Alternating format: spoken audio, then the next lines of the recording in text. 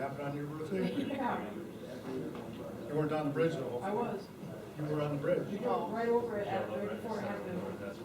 It's crazy. Oh. No, I made it to the time. Like within an hour or minutes? Or? Minutes. No, I made it to the. I was on it, literally I'm working. like, oh God, when I hit that. The week. It's crazy. We all remember free traffic. Yeah, right. A lot of people. Yeah. That's what I did. Yeah. My son was 3 days old. Really? July 29th. I came up.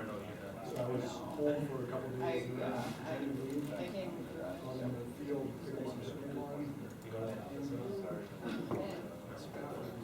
I know, it's crazy.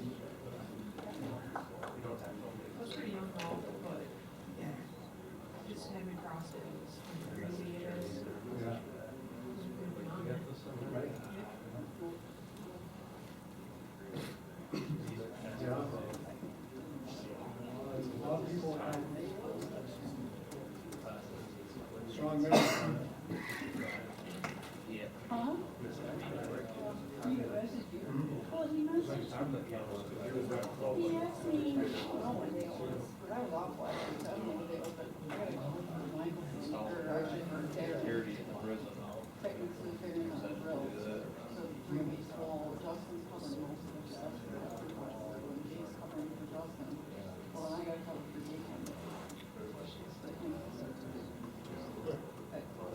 But it's a reminder when inspection is important. Both construction inspection and safety inspection. On top of stuff, keep people safe.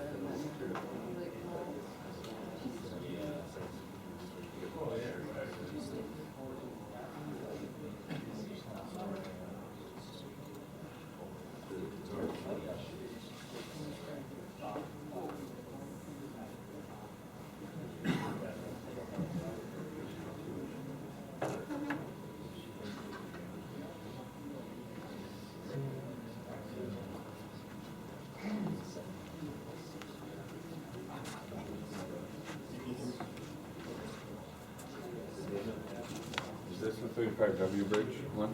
Yeah. My father-in-law drove over it about 3 minutes. So he's fortunate too. Yep. Yeah. He just went over it, heard the noise, looked back. Yeah. Yeah. Yeah. Yeah, to me, it's amazing so many people fell over the bridge and survived. Am I standing in the way of your camera? Yeah. And this next one, just a video, so I can do a record now. Oh, good. Actually, because, yeah, those Georgia Department of Transportation people want to see the whole. Oh, okay. So you can. They're gonna see Apparently, yeah. Why did they just send somebody up? They tried the logistics and work in the end, yeah, they wanted to.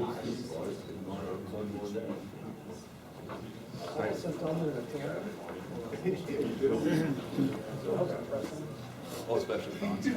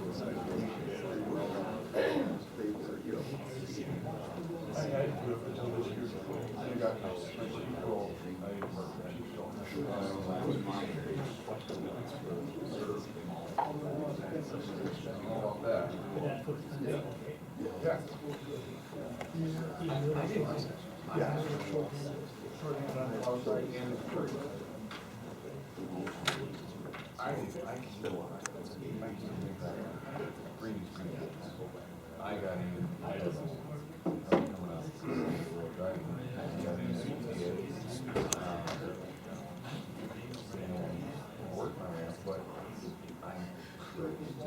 was assigned a shot in a route like I was last year, I would volunteer. Okay, we'll get rolling again here. Which you really want. I told you guys that we're gonna show a video on the 35W, both the collapse, and it's mainly concentrated on the rebuild. So this is already 17 years ago, August 1st of 2007. But even now, we've already heard like 3 of you guys have, at least 3 of you have somebody that's close to you that was either just barely on or almost to the bridge when it fell. I like to show this story in this video to help remind us the importance of inspection, of engineering, both construction inspection and then safety inspection, those of you who are involved in that. It's a reminder that things can go wrong. And structures are important, but they're not infallible. And my work on this project, I had actually written the bridge repair recommendations for this project, for doing the overlay. So there's a lot of things, you know, we look back on what could we have done different? What could I have done different? And, you know, we obviously don't need to beat ourselves up over it, but it's things that we can learn from and go forward. And, I was on the bridge about a week prior. It was the last time I was on there, you know, looking at the overlay operations, looking at the joint replacement operations, things like that. So it could have just easily been me standing on that bridge when it went down. There were 13 people that did lose their life. But there were, one of the happiest things I saw is I was called to go down there right away after, and up from the river bottoms came 19 of the 20 BCI workers. And I've never been so happy to see construction workers as when I saw those guys.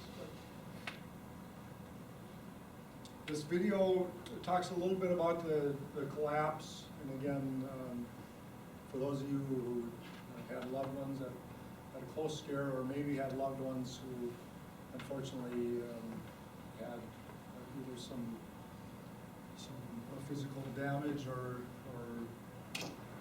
loss of life, you know, our condolences. MnDOT is in the business to protect life and protect the safety of the traveling public, as even comes out in this video. So I'll show this video, and then when we get done, if anybody has any questions about my personal experiences or anything that we have learned since, we would feel free to talk about it. So let me know if the volume is okay here once we get it going.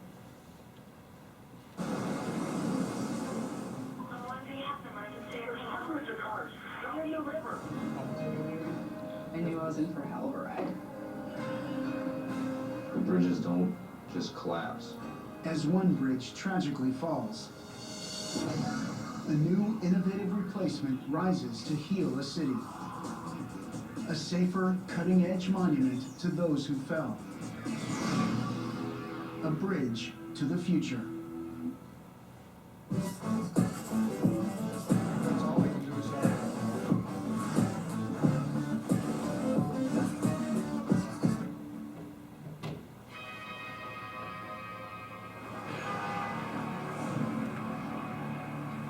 Minneapolis, Minnesota, August 1st, 2007. It was just a really laid-back summer day. Had jazz blaring in my car. Traffic backs up on the approach to the I-35W bridge across the Mississippi River.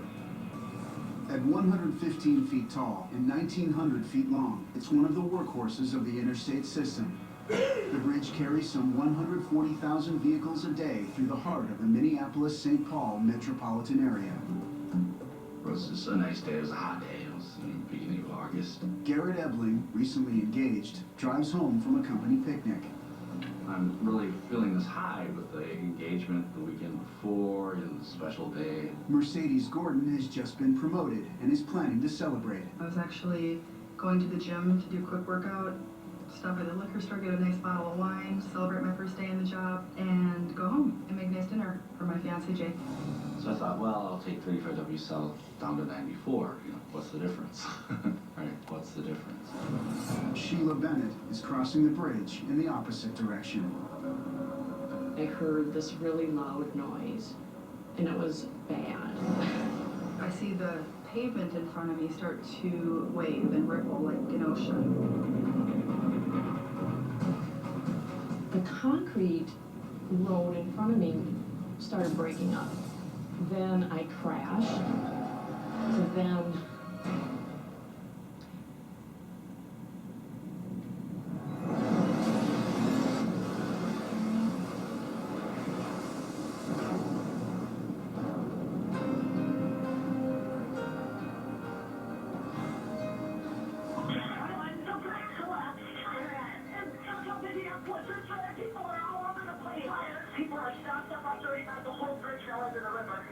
And I saw all the taillights just drop. Everything just dropped like in a movie.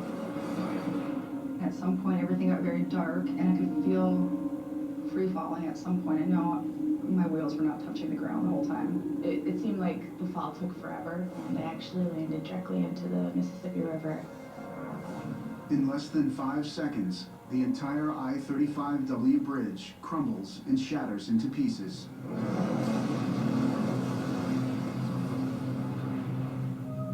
Over 80 cars, trucks, and other vehicles ride it down. More than 100 people are caught in the wreckage. Everything you've got, the whole bridge over the river fell down. There's cars all over the place. My phone and my BlackBerry both went off. When you hear something like that over the phone, the bridge collapsed, my first response was, you mean a piece of the bridge? No, the whole bridge.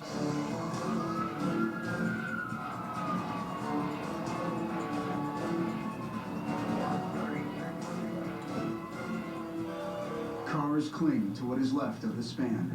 I began to inhale water. Didn't realize at the time that my legs were pinned, but they were, and they were crushed terribly.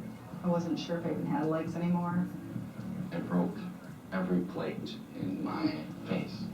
All I saw was nothing. There was just like pieces of the bridge hanging in cars. And I remember being like, where's the bridge? What just happened? Bridges are not supposed to fall. Obviously, this is a catastrophe of historic proportions. We are continuing the search. We have concern that this will be a very tragic night when it is over. I've dealt with catastrophes in the past. This was really unique from my perspective because there was no earthquake, there was no explosion, but a bridge that had been in operation for 40 years had unexpectedly collapsed. It was disbelief, just kind of overwhelming, especially as an employee of the Department of Transportation. It was one of our bridges, and our top priority is safety of the traveling public. And you know, bridges don't just collapse. With the recovery of the last victim, the toll stands at 13 dead and nearly 150 injured. I'm Katie Kirk in Minneapolis. People across the country are asking, how could this happen? It really tugs at what your whole career is based off of, is providing a level of trust and confidence in what you do on a day-to-day basis for the public. Transportation officials quickly scramble to assess the health of the nation's bridges. What they find is sobering and frightening. There are more than 750 bridges in the U.S. of a similar design and age as the doomed I-35W span, and many of them are what's called fracture critical. A fracture critical bridge is a bridge that has the potential to suffer catastrophic collapse should a small number of structural elements fail. If one main component breaks, so does the whole bridge. So instead of giving advance warning that the structure is going to fail, it instead happens instantaneously, and very often the result is that the structure will collapse. But what caused this bridge to fracture and fail? Immediately after the collapse, the National Transportation Safety Board begins the official investigation. Their preliminary findings fault 3 factors. 16 of the steel plates called gussets that held together the bridge were ½ an inch thick, rather than the 1 inch required. Upgrades to the bridge had thickened the pavement and added potentially crippling weight. And construction equipment positioned still more tonnage, possibly to the breaking point. The NTSB needs to take their time, but transportation officials can hardly waste a minute. They have a city to heal. They are missing a vital traffic artery through the heart of the Twin Cities. Without the bridge, the cost to businesses, consumers, and taxpayers is adding up to over $400,000 a day. John Chiglow and his team at the Minnesota Department of Transportation come up with an audacious plan. Create a fitting tribute to those who fell, build a better, safer, stronger bridge, and do it in little more than a year. Close to 70% of the public doubted we would be able to build this in the time frame we were building it in. Rebuilding the bridge is something that has to be done. It needs to be done quickly because this is such a critical piece of what we do, but it has to also be done right. The new bridge will be dramatically different from the original. We wanted to create a modern bridge, one that would tell the story of its time. Because along the Mississippi River, there are bridges that each told the story of its time.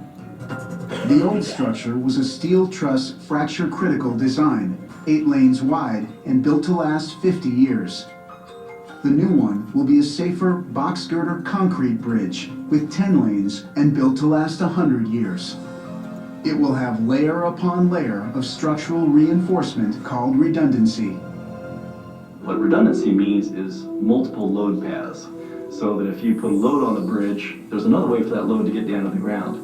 And this bridge has multiple layers of redundancy, many different ways for the loads to get down to the bottom. And unlike the structure which fell suddenly and without warning, it will be a smart bridge.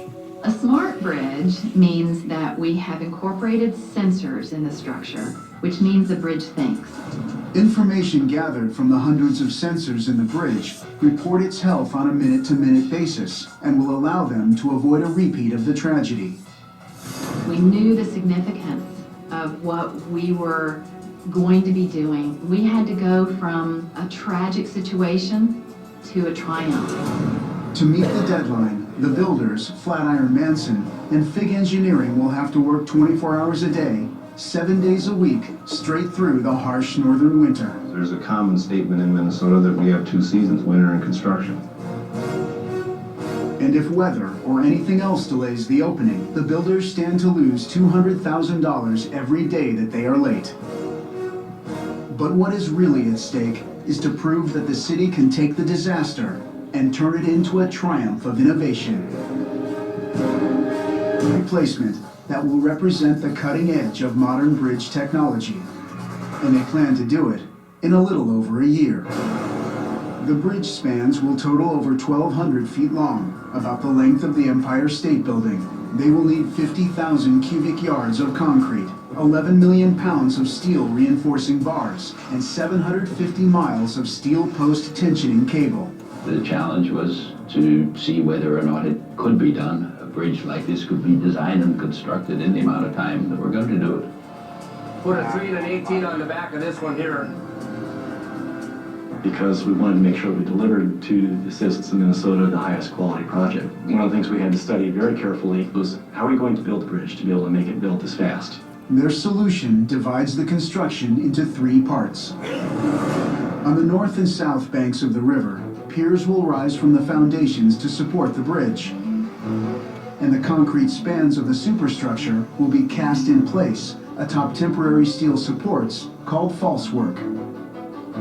The center span over the water will be precast in segments, here, in a casting yard set up a half a mile away on the closed-down freeway. The segments will be transported down to the river, floated upstream in barges, and hoisted individually into place by a floating 600-ton crane. 120 segments will make up the center span. They will be attached with 134,000 pounds of post-tensioning bars and cemented together. To pull this all off in a year will require remarkable coordination between everyone involved. It's probably the closest to terrified I've ever been on a project. Construction manager Dale Nelson has run big highway projects in the past, but none under this kind of scrutiny. Literally, we're starting from scratch. We're going to build a bridge which hasn't been designed yet, and we're going to do it all in 11 months, and you better hurry up. The accelerated time frame requires an innovative approach of designing and building at the same time. In a traditional manner, you would design a project, you'd put out those plans for bid. The contractor might have several months to examine that design. On a design-build project, the designing can continue even as the bridge is being built. If you're building a house, normally they have complete drawings for your house, and then, a contractor comes and builds it. But this would be like you have drawings for your basement, and they're digging your basement, and you've not even designed the first floor yet, and yet they're putting the walls up. 7 days a week, 24 hours a day, in 2 12-hour shifts, work progresses into the bitter Minnesota winter.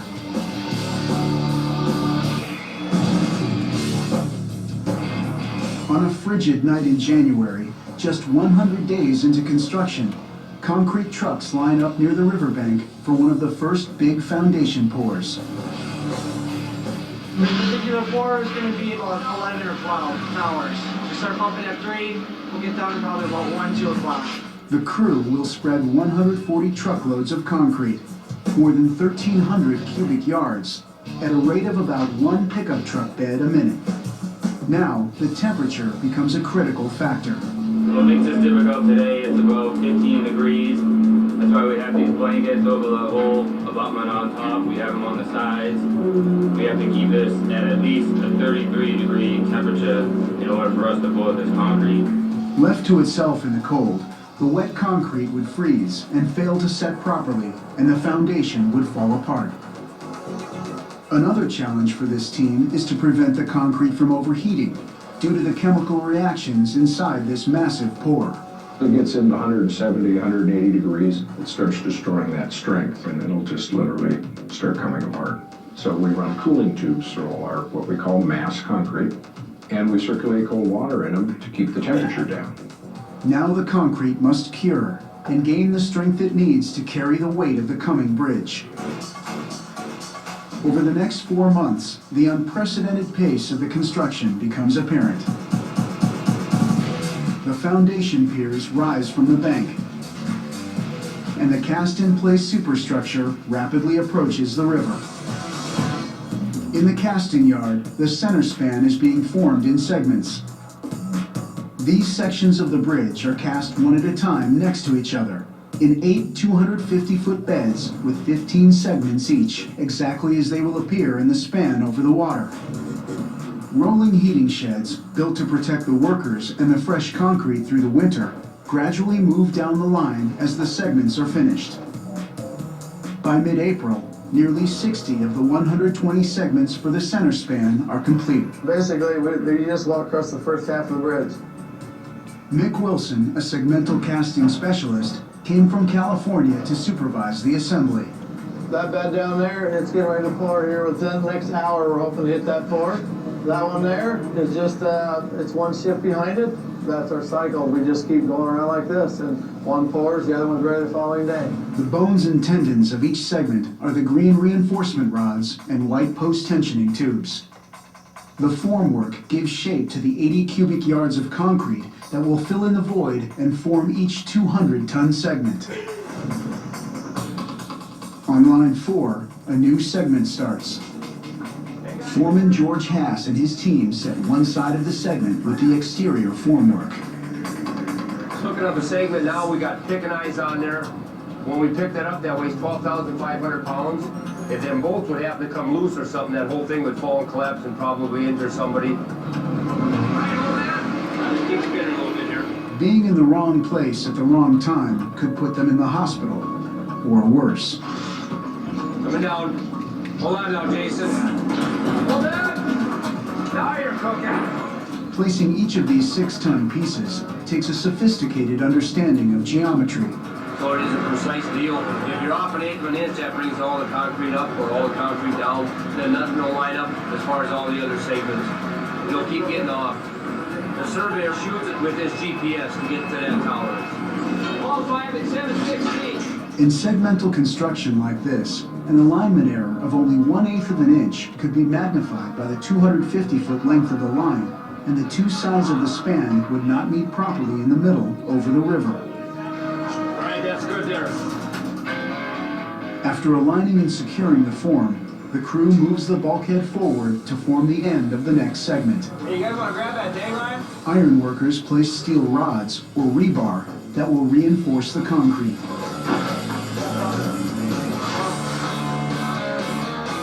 On top of the segment, another crew lays networks of post-tensioning ducts. Steel rods and tendons will bind the segments together under great tension. This is the post-tensioning tube. Every hole that you see in that bulkhead has a tube in it. It ties back, goes through to the other pier on the cast and place portion, and that's what anchors this segment. After the crews place the rebar and the post-tensioning tubes, they fill the form with concrete. Just 5 weeks away from the scheduled date to start erecting the center span, work at the river is running into delays. We've been struggling with manpower. Definitely fatigue, people working a lot of hours. It's been very difficult, and with the weather. Spring has been more difficult than we expected. We've been getting a pretty good amount of rain, and we've had high winds, high enough that we've had to shut the cranes down. The design build process has been difficult because the construction is so close to the design. We're not quite as far along as we'd like. We're focusing in on an area to try to get an area finished so we can at least begin the process of setting segments, even though these delays continue to hit us. After 3 long months of casting, each segment must be broken off the casting line and moved over city streets to the banks of the river. Get center this way, good. Yep. And the other way, right? Well, it's a big concern to get these apart. Well, we built them, now we gotta take them apart and get them ready. We don't want to break anything that we built. We worked very hard on building these. The machines that we have enough power to break them.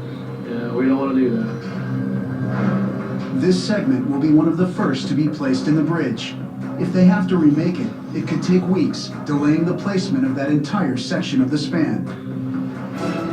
We're hanging plumb. We walk in there, it should just pick straight up and not go like that. That's pretty critical we don't get like that, right? The lift must be calibrated to the exact weight of the segment in order to make a clean break. Hey! Go back down on that!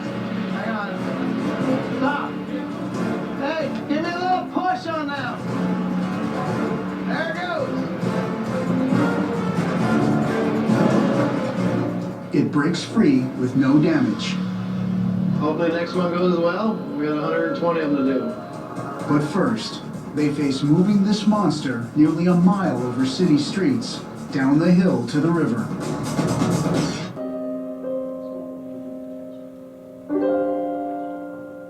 I think about the people that died while people are watching the rebuild of the bridge and how exciting it is, but 13 people died and 100 plus were injured, and the people impacted will never forget that day for the tragedy it was. The night the bridge fell, I was here that night. I got another buddy working here that fell with the bridge. We talk about it almost every day. I talk to him, on the way home. Rob Bailey was a member of the crew working on the bridge when it collapsed. We lost a co-worker, and when you work 80 hours a week with somebody, we're all like family. They're all like brothers. He's like our guardian angel watching over us. Showing up every day until we get the project done. It's part of the healing process for me. Today is a big day. This is the first precast segment of the bridge to be taken down to the river. It takes a special rig to transport it. The segment here is weighing in at 420,000, which is about half the capacity of the trailer. It's kind of a unique trailer, all axles pivot, so it can go around tight corners. Individual controls allow operator Jeff Schmidt to level the load. So I can maneuver this trailer pretty good. I mean, I can dog walk it sideways and steer the back end and the front separate. And plus I got variable lift on it and everything. I can go up to 60 inches on the deck. The segment has to travel nearly a mile down a hill, under power lines, and along city streets to the banks of the Mississippi. Moving at walking pace, it will take them nearly 30 minutes to travel to the staging area. Keep an eye on the wires right above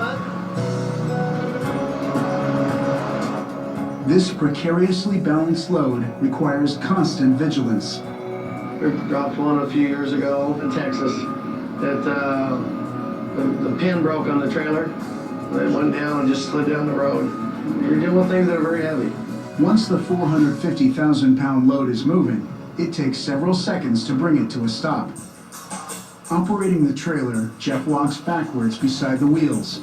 A single misstep could be disastrous. Walking alongside that trailer, all it takes is one trip. You know, and he's underneath the wheels. I always want to have an eye on him. We don't need any accidents like that. We're coming down to what they're calling Bohemian Flats. It's a park down at the bottom of the bridge here. Then they turn into a lay-down yard, a staging yard for these segments. Here at Bohemian Flats, the segments are staged for the final leg of their journey. The huge crane, Bohemian Blue, will lift them into a barge to be floated a quarter-mile upriver to the bridge. But before the precast segments can be hung across the Mississippi, the cast-in-place superstructure, or backspan, must be strengthened with post-tensioning so that it can carry their weight. We're gonna pull the rope. Before we're able to set the first segment, we have to post-tension the entire backspan. To post-tension the span, 350-foot-long high-strength steel tendons will run the length of the superstructure and lock it to the abutment, the foundation in the hillside. These tendons will make the concrete in the bridge massively stronger. If you push on concrete, it won't break. But if you pull concrete apart, it breaks very easily. What this does is takes our concrete and recompresses or puts a force on it to make it stronger. Without the tendons, a 200-ton segment hanging from the structure would pull the bridge apart. Much of the post-tensioning remains to be completed overnight, and the segment lift may not happen tomorrow as planned. 32 weeks after construction began, pilot Thomas Haynes maneuvers the first segments up this tricky section of the river to the bridge. The river goes over here and it hits this, and it goes over there and hits that, and it goes side to side, and then the river's bouncing off of something over here that we can't even see, and hitting the side of the barge and, you know, washing you over, and you gotta compensate. The segments are staged below. The crane is ready and waiting. The pressure is on the post-tensioning crew to finish their work. Basically now we're at the point where all the pipes in, we're running strand and stressing. Now 19 strands of steel cable are run through each pipe and pulled tight with this, a hydraulic jack. This is a 19-strand jack. The strands run through it. By hydraulic force, it's able to pull the tendons until they reach the force that's specified by the engineer. The strands of the tendon are anchored with a wedge plate. This is placed right in line with it, and the strands will run straight through. Then they're threaded through the jack. Once seated, the jack will pull the strands tight. It's these steel tendons that will hold the bridge together. To the left.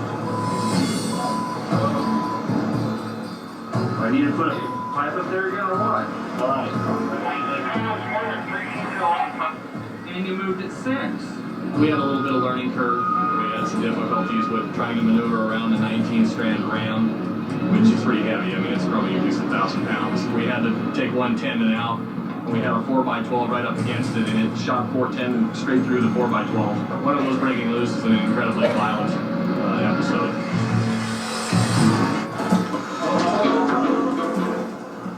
We lost some time. In addition to that, we've actually already floated the 2 segments. They're already sitting in front of ours, just waiting. Push the cable through it. One by one, so we ain't gotta try another. Once threaded, The ram applies nearly 1 million pounds of force. It stretches the steel cable several inches, like a monstrous rubber band. The last cable is locked in place, storing tremendous force inside the bridge.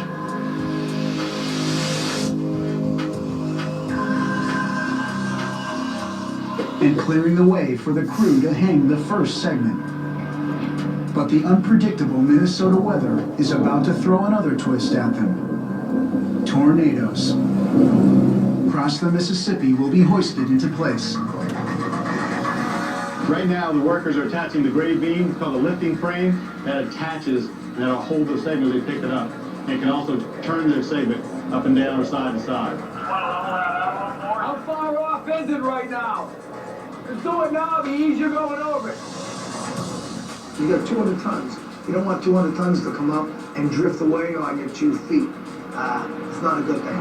Swallow that one, please. Because it was a very windy day, we had lots of taglines on it and people hanging on to it to make sure it doesn't swing around and hit the boom. Flip, you need more scope, Flip. Hey, back up, Flip. Back up, you need more scope. The great floating crane called Big Ben moves the 200-ton piece skyward. This is one of the difficult ones. It's the first one.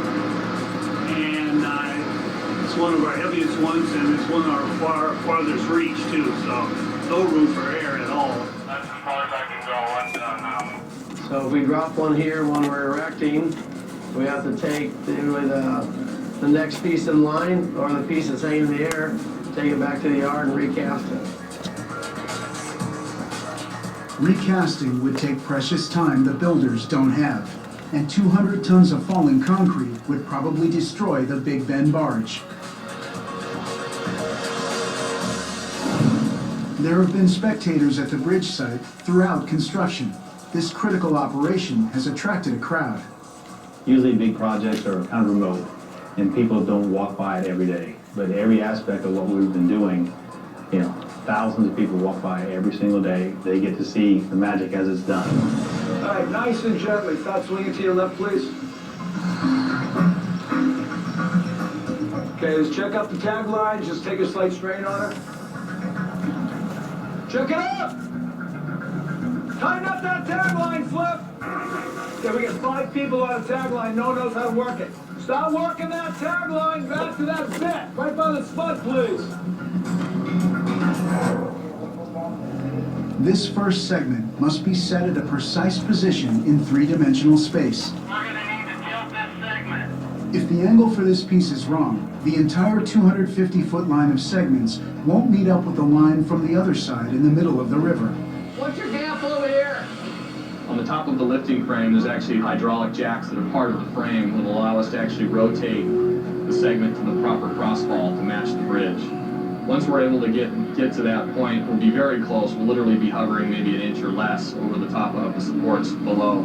Slowly and continuously monitored with 3D laser surveying instruments to an accuracy of thousandths of an inch, the piece is edged into place. 22! Hold that! Hold that! We're not moving here somewhere. We jammed up somewhere? Because we're actually moving, you know, several inches at a time. Their hands are in the way, their fingers, you know, close to those bars up there. So at that time, it's more precise, yeah. The major challenges for us right now are just keeping everybody safe. It would be just devastating to us. If we lost workers, it just would just be devastating. Every day, the crew works to avoid injury, imagining the worst and planning ahead. But today brings a new and unexpected danger: tornadoes. What's the weather saying there, Davey? Well, it depends who you want to listen to. Some of them said there's going to be hail in here to beat the band, others said it's going to miss us. What do you say, Dave?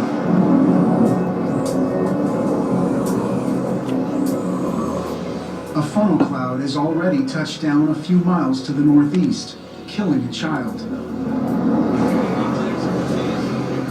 The 200-ton segment is in place, but not yet locked into the bridge. We had it up in the air. We were just getting ready to glue it together. A sharp wind swirls over the site. 40, 50, 60-mile-per-hour gusts coming at them. When that wind came up, people just started scattering.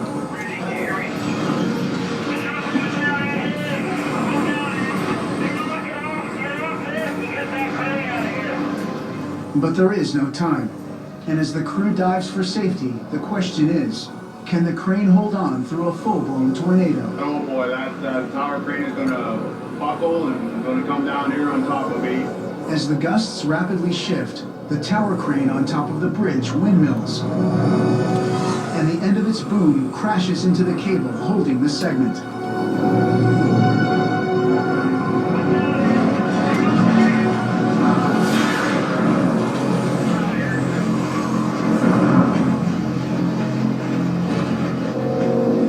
Fortunately, it holds.